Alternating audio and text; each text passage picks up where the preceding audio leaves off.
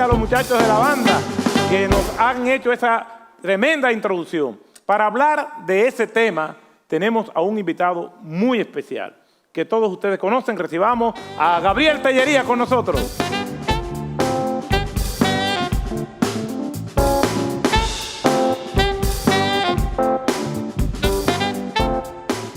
Qué bueno que estás aquí. Yo sé que tiene una agenda muy apretada, conocido mundialmente, en este tema de tecnología y cómo esa tecnología y todo lo que tiene que ver con dispositivos móviles, software y plataformas digitales, como se dice ahora, se dice plataforma digital, contenido digital. Todas esas son parte de la terminología que se usa hoy en día. Gracias por estar con nosotros. Bienvenido a Piénsalo Bien.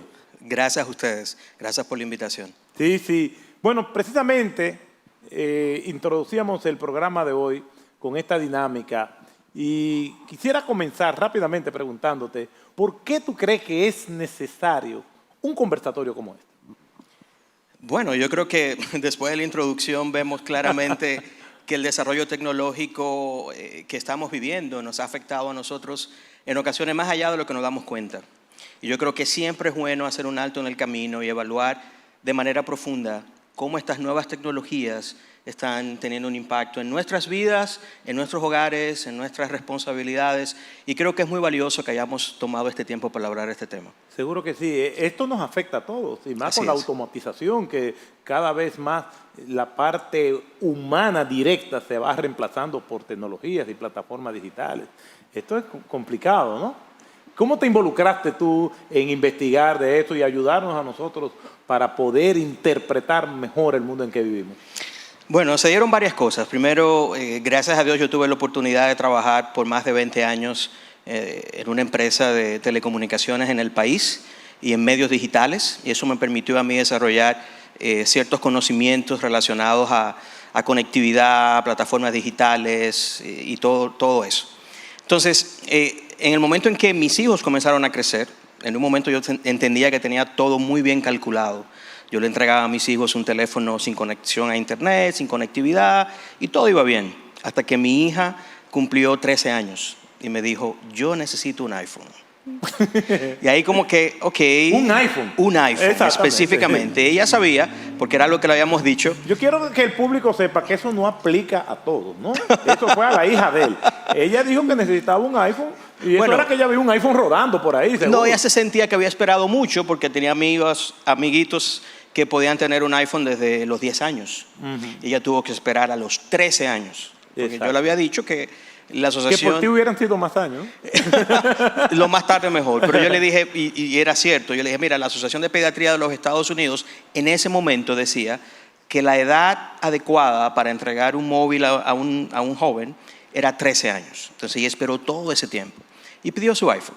Entonces comenzamos a ver cómo... Una pregunta, antes de eso, ¿ella te lo había solicitado? Siempre decía, porque evidentemente se comparan con, mira, mi amiguita ya tiene un teléfono. De grupo, sí. La presión de grupo, tiene un teléfono, en esta casa no me permiten un celular, una serie de cosas. Y le explicábamos por qué no. Y ella lo entendía. Evidentemente, mis hijos se criaron en un contexto donde siempre hubo acceso a la tecnología, pero de manera controlada. Entonces, en ese momento cuando entregué el móvil a los 13 años de edad, con todo lo que yo tenía como conocimiento por mi trasfondo profesional, me di cuenta de que hubo un cambio. Hubo un cambio. O sea, este dispositivo, a diferencia de lo que muchas personas piensan a veces, es igual al televisor. No, no es cierto. La movilidad tiene implicaciones. Y tener un dispositivo creado para tener interacción, generar contenido, distracciones, es un reto mayor. Entonces lo que comenzamos a hacer mi esposa y yo, no sabíamos mucho qué hacer en ese momento, porque a diferencia de cuando las mujeres están esperando, el libro que les ayuda es ¿qué esperar cuando se está esperando? Quizás has escuchado ese libro. Seguro, sí. Para redes no había nada de eso. O sea, no había para plataformas qué esperar unos padres, porque éramos padres pioneros. Nadie antes había tenido quizás el reto que teníamos nosotros en ese momento, esa generación. Entonces, le entregamos el móvil, yo comencé a desarrollar una serie de recomendaciones que luego se convirtieron en un curso que comenzamos a dar en el colegio donde mis hijos estudiaban en ese momento, y de ahí comenzamos a dar charlas en los colegios acerca de cómo los padres pueden tener un uso responsable de la tecnología en los hogares. Entonces ahí fue como que combiné todo lo que era mi experiencia profesional, la cosmovisión cristiana, mi responsabilidad como padre, mi relación con la comunidad del colegio donde mis hijos estudiaban en ese momento, y hemos estado involucrados ayudando a padres, a familias específicamente, a tener el control de la tecnología en sus hogares. Sí, sabes que la edad a la que se puede tener un celular, un dispositivo móvil, eso es debatible porque tiene que ver con el contexto, la presión de grupo. Nosotros los padres le damos una educación, pero los hijos escuchan otra versión normalmente diferente a los argumentos que uno tiene en la casa. Yo recuerdo que yo tuve mi primer celular cuando yo pude comprarlo. Entonces... y hablamos de celulares, pero también pudiéramos hablar de otros dispositivos como los videojuegos, que también son una fuente importante de entretenimiento y que necesita ciertos controles, sí, porque a veces pensamos que la tecnología solamente es un móvil. Exactamente, exactamente. Mi primer celular fue una latita amarrada con un hilo de otro lado y entonces uno se comunicaba ahí. Funcionaba muy bien. Ese fue el primero de todos. Muy bien. ¿Qué es lo que más te preocupa de el desarrollo tecnológico que estamos viviendo en nuestros días? Yo creo que a mí me preocupa quizá lo que le preocupa a muchas personas, y es que vemos como cada día más la tecnología, estos dispositivos, toman una gran parte de nuestro tiempo, de nuestra atención, y se desplazan actividades que son importantes para el desarrollo del carácter. Vemos ahora mismo unos tiempos de horario que no son adecuados para estar consumiendo en todo momento contenido digital o estar utilizando dispositivos. Entonces yo creo que a mí una de las cosas que me preocupa es que no tenemos regulación para algo que puede llegar a ser adictivo.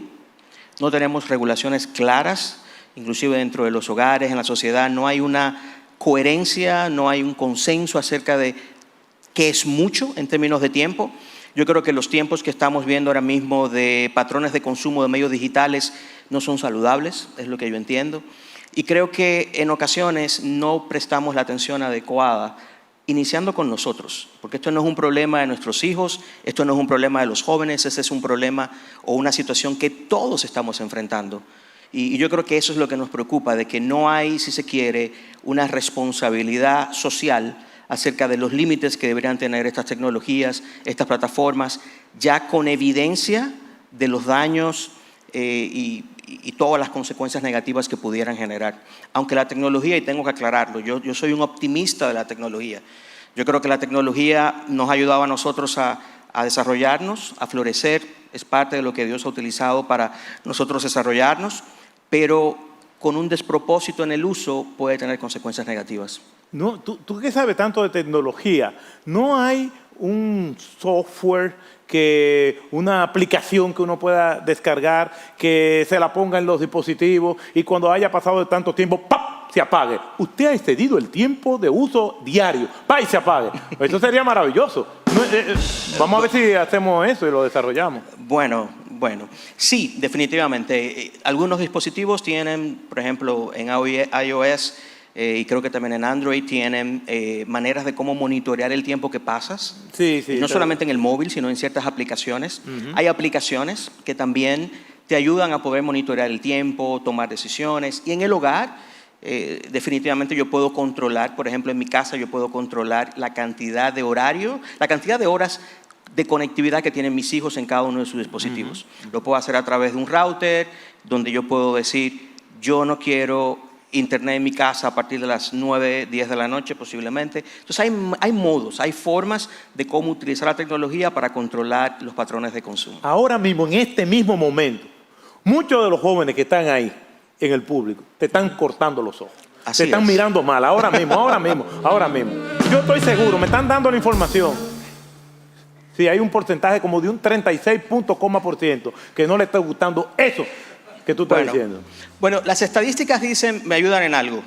Las estadísticas dicen que aproximadamente de 50 al 60% de los jóvenes dicen en encuestas que ellos saben que tienen un problema con el uso del celular. Excelente. Y alrededor de un 40% dice, yo me siento adicto a mi móvil. Sí. Pero también un 42% dice, mis padres también son adictos al celular. No, pero está bien. Esa no. Estamos hablando de O los sea, que jóvenes. muchos de ellos saben que lo que yo estoy diciendo es cierto.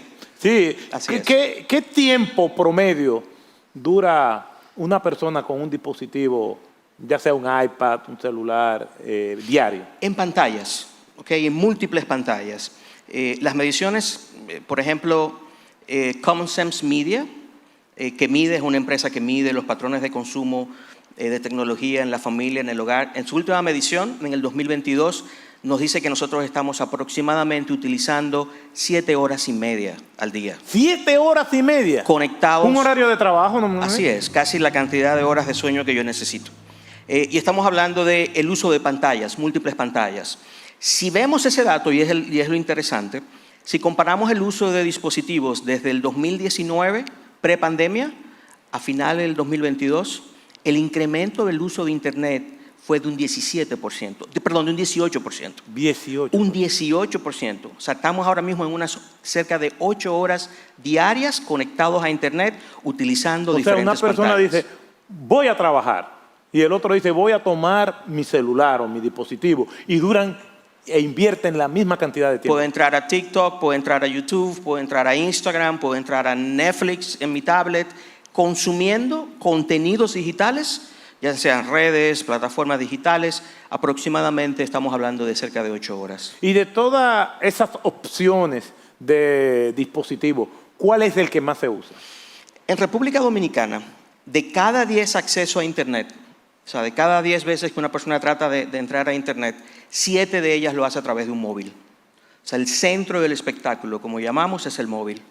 O sea, hoy en día el móvil es el vehículo, es lo que todos los que estamos aquí sabemos, que nos sentimos casi estresados si no lo tenemos. Pensamos que algo está sucediendo y no me estoy enterando.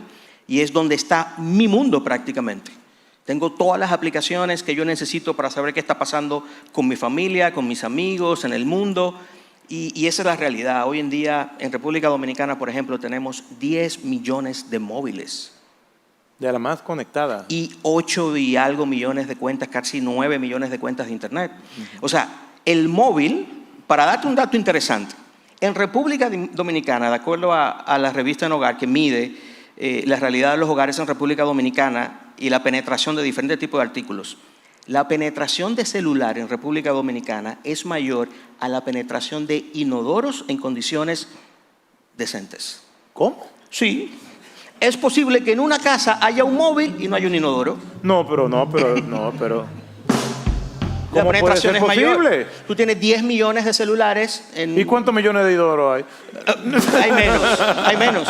Entonces, en hogar, Exactamente. dice la penetración en ese No, momento pero es cuando verdad. se midió. Claro, y estamos hablando de apenas un móvil. Tenemos hogares donde pudiéramos encontrar más de un equipo, más de un dispositivo. O sea, que estamos diciendo que estar conectado es más importante que estar aseado. O las condiciones no están dadas en muchos lugares de la República Dominicana. Y sale más barato. Donde evidentemente adquirir un móvil es casi una herramienta necesaria para conectividad, para trabajo, para estar informados. Y como en República Dominicana nosotros tenemos una red móvil más amplia, más desarrollada que la red fija de acceso a Internet, evidentemente 6 millones de cuentas, 6 y tantos millones de las cuentas de Internet son móviles, es Internet móvil. Sí, en otros países también sucede lo mismo. ¿Tiene alguna información cuál es la media en Latinoamérica, Estados Unidos? Sí, bueno, dependiendo, mientras más desarrollado es el país, evidentemente la red de conectividad fija, que es el acceso a Internet fijo, ya sea por fibra, cable módem, puede ser mayor, ¿ok?, que lo que es República Dominicana. Pero evidentemente la movilidad del celular, o sea, el estar conectado a través de un dispositivo que te puede caber en los bolsillos, es una ventaja comparativa, donde evidentemente siempre vas a estar accediendo a Internet a través de ese equipo versus estar en la casa conectado en un computador. Es que es maravilloso. Con este dispositivo yo puedo tener información, ¿cierto?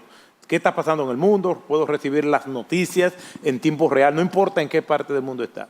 Yo puedo estudiar aquí. Así es. Puedo comunicarme con otras personas, no importa dónde estén, y puedo entretenerme. Me está dando 4 cosas al mismo tiempo.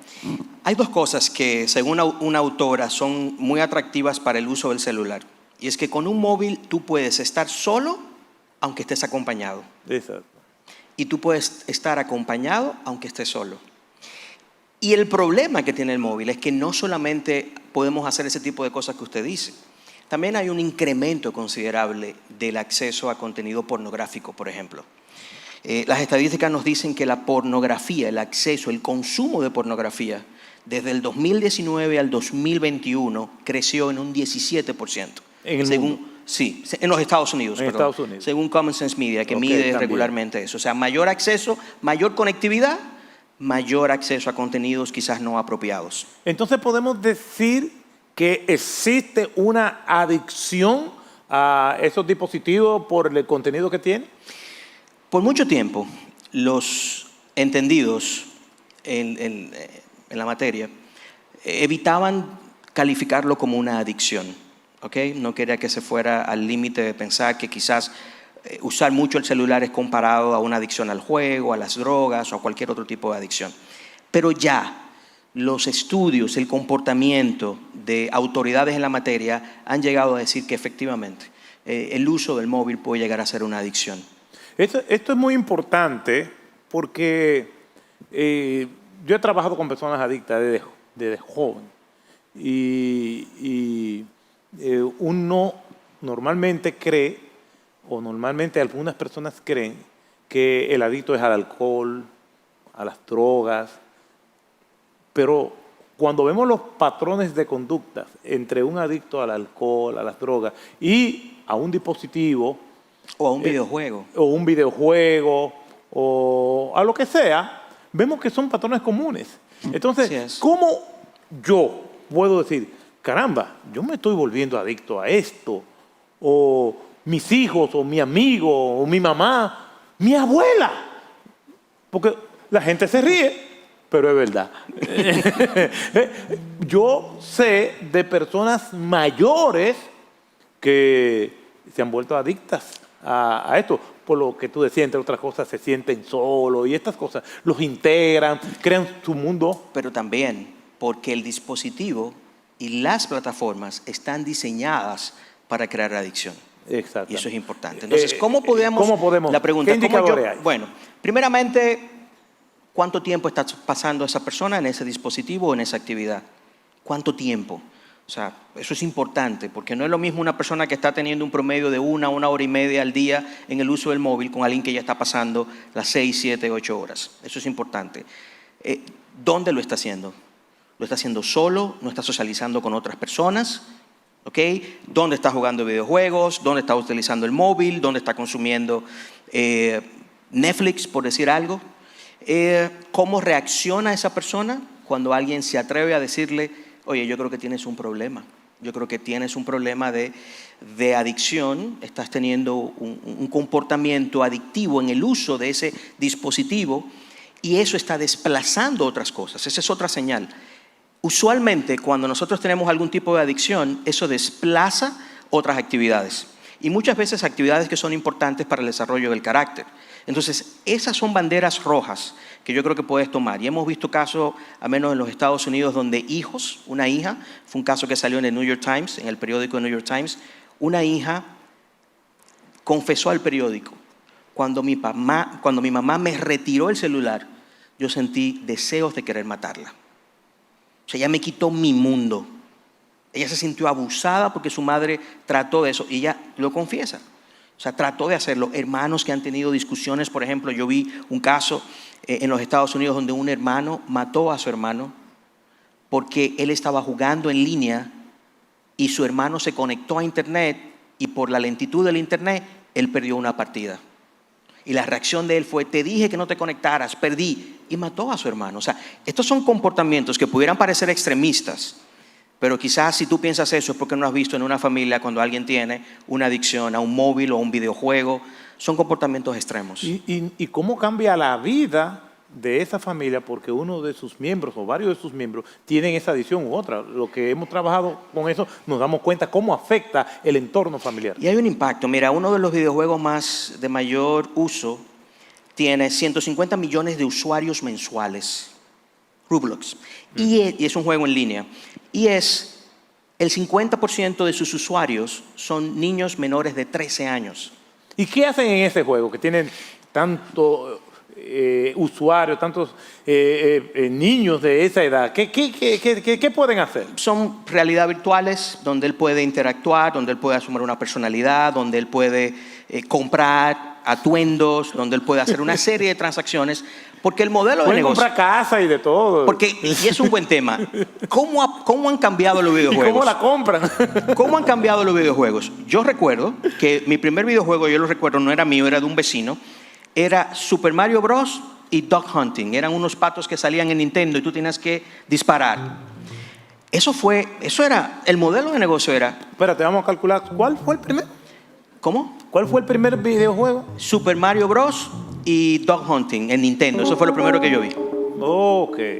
Está bien. No tiramos algunas referencias de algo. Yo creo como me da como que Atari, ¿verdad? Los míos eran Atari, exactamente. Bueno, ese modelo de negocio era... Pac-Man, sí, claro, de los 80. Ese modelo de negocio era, tú compras la consola y compras el videojuego.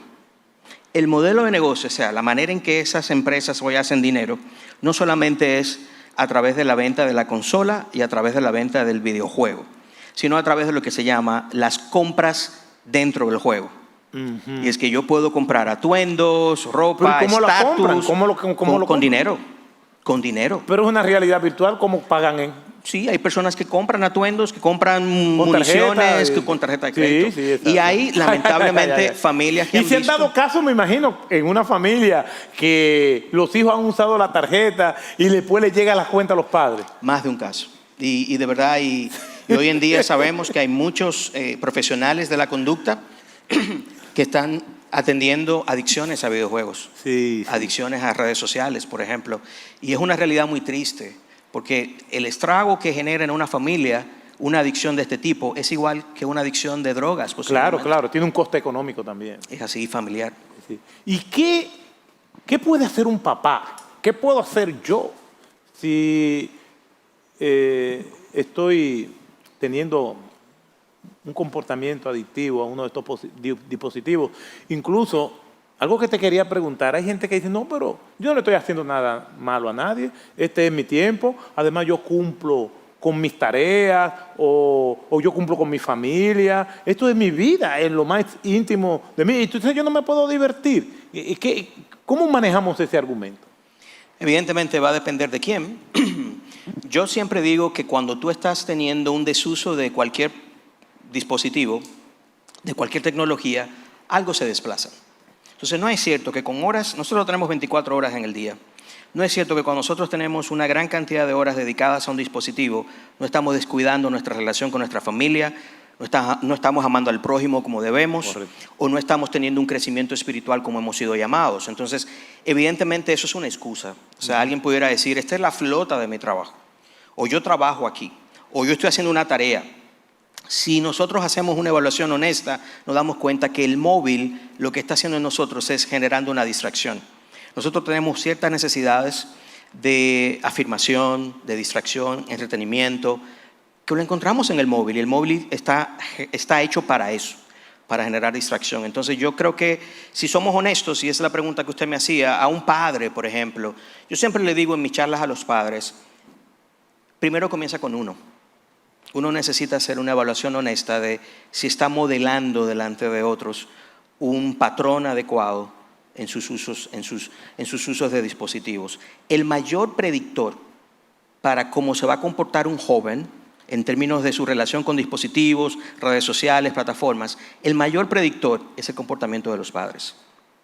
O sea, cuando yo veo en mi casa a mis padres detrás de una pantalla todo el tiempo, eso me da luz verde y posiblemente ese joven va a tener una vida con ciertas situaciones de adicciones a su móvil. Cierto. Los hijos no se llevan de consejos, se llevan del ejemplo que ven de los padres. ¿Y qué esperanza hay si yo estoy teniendo un comportamiento así, si veo que mis hijos, mis sobrinos, mi papá, mi abuela, ¿qué esperanza hay? ¿Qué consejos pudiéramos darle a una persona que está teniendo un comportamiento adictivo? Lo primero es, y siempre lo digo, no puedes de entrada, que sucede a veces con algunos padres, no puedes de entrada retirar el dispositivo y decir y pasar de uso continuo a 0. No puedes, eso no es recomendable. Tú necesitas primero tener una conversación honesta con tu hijo, con tu madre, con tu esposa, con quien sea, dejándole saber con realidad, mira, este es el tiempo que estás pasando con este dispositivo, en esta actividad, esto es lo que pudieras estar haciendo si no estuvieras ahí, esto es lo que necesitamos que suceda y establecer límites. Y de manera gradual comenzar a hacer una especie de desmonte de las horas de uso que nosotros entendemos son desproporcionadas en el uso de cualquier dispositivo o cualquier red social. Importante, hay algunas cosas que yo haría de manera radical. Por ejemplo, en mi caso no es permitido que mis hijos tengan TikTok en sus teléfonos. No es permitido. O sea, eso no es una negociación por diferentes razones. Y es una de las redes sociales, se le llama la red social de la generación Z. Y es una de las redes sociales más peligrosas que hay, por seguridad, por acceso de depravados, por los límites de seguridad que tiene. Algunos gobiernos inclusive han optado Mike Pompeo dijo que por no tenerlo instalado en los dispositivos del gobierno. Hay una brecha de seguridad importante. Y lo que genera TikTok es una distorsión de la realidad. ¿Ok? Entonces, tiene lenguaje no apropiado en ocasiones porque es una red centrada en la música. Entonces, en mi casa eso no es una negociación. Eso es, mira, no lo puedes tener. Hay otras cosas que sí podemos negociar. Podemos negociar horas de internet, podemos negociar cuentas de redes sociales en las cuales todos tenemos acceso a ver qué publicas. Las claves también son compartidas, no hay nada en secreto. Pero eso comienza con los padres, ¿no? Eso comienza con los padres. Y si ya tú eres una persona adulta, lo primero es entender si realmente tienes un problema.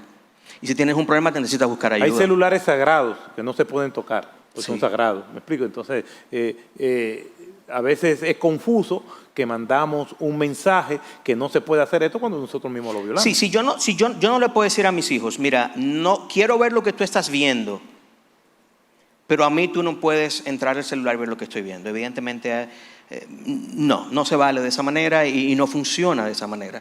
Entonces yo creo que lo primero es tener transparencia acerca de los usos, tener un plan. Es bueno tener un plan familiar de dónde está el celular. Por ejemplo, en mi casa, y mis hijos están en la universidad, yo hago ronda todas las noches para asegurarme que el móvil no está durmiendo dentro del cuarto. ¿Una ronda? ¿Cómo? Una ronda. O sea, a la hora que hay que dormir, ok, el móvil en la sala. Pero esto no es una dictadura. No es una dictadura. Dicen que es una invasión a la privacidad, dicen los jóvenes de ahora en día. No, son las reglas que se han establecido en mi hogar. Ahora mismo te están mirando mal los jóvenes que están. Ahora mismo. Mira, y eso es más serio de la cuenta. Yo he hecho preguntas en algunas charlas y niños, porque no son ni siquiera jóvenes, de 12, 13 años. Y yo les pregunto, levanten la mano, ¿quiénes de ustedes duermen con el celular en su cuarto, conectado a internet, con conectividad, con acceso a conectividad? Y es impresionante la cantidad de manos levantadas. Y luego, al otro día, los profesores no entienden por qué se duermen, por qué están distraídos, Correcto. por qué tenemos retos de socialización, por qué alguien no puede hablar cara a cara con alguien. Bueno, porque yo no estoy acostumbrado a eso. ¿Qué otro consejito de eso que tú estás dando ahora podemos tener? Yo creo que lo El primero... de la ronda ese me gustó. Bueno, en mi casa, ya cuando eran Incautado. Bueno, cuando eran más pequeños, nosotros teníamos lo que le llamamos un gobierno de acceso.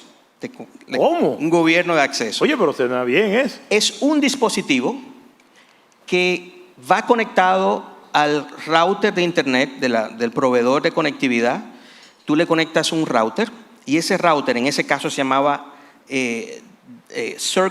círculo en inglés, de Disney.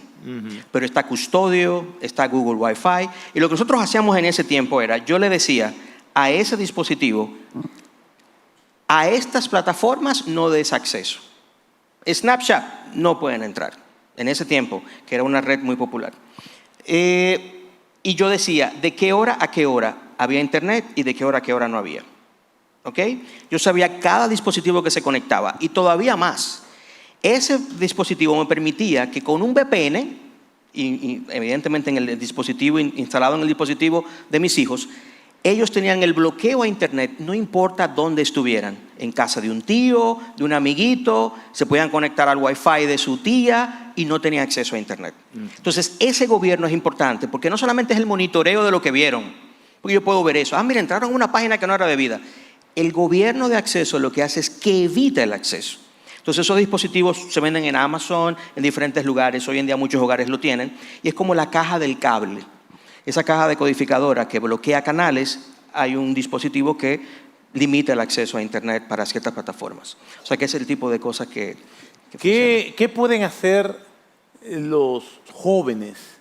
Yo creo que una de las situaciones que tenemos es que muchos no admiten que tienen un problema con esto.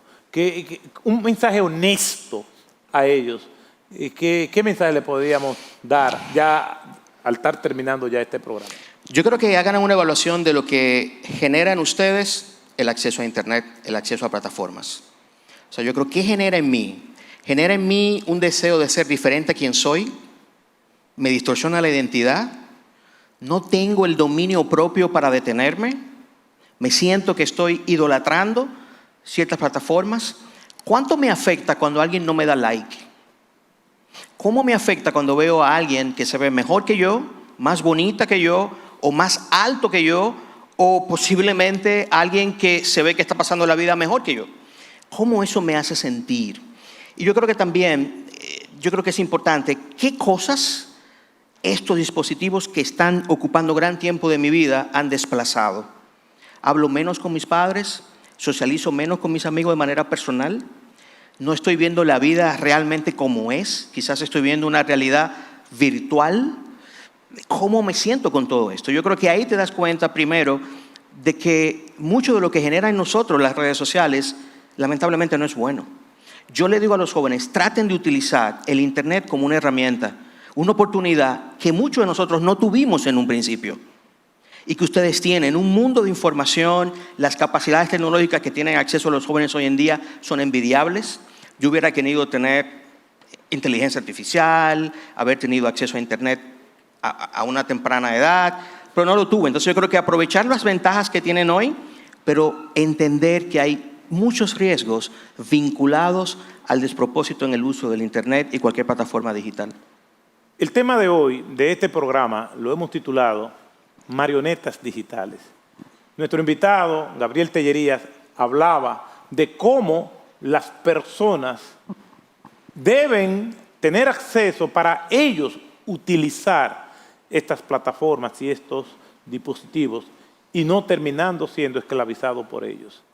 Realmente tenemos un problema pandémico con lo que está causando todo esto. Pero este es un programa con un contenido cristiano.